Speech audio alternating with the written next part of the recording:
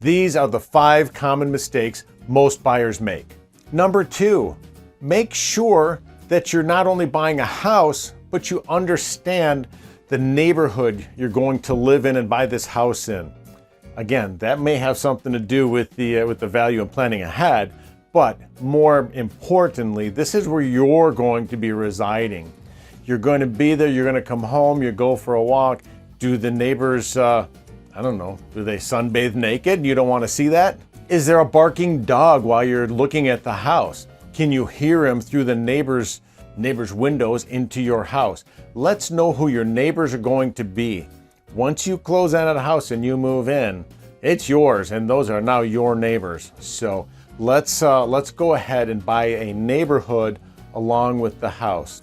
One thing I always suggest is let's go knock on the neighbors' doors. Let's go on a Saturday. Let's go on an evening and say, hey, these are my buyers. They're possibly going to be your neighbors. So is there anything that you want to share about the neighborhood? What's great about it? Would you be able to help us out here? Let's find out. If you think they're just crazy wackadoodles, maybe you don't want to live next to them, or maybe that's exciting to you and you do. But let's find out so you know where you're going to live.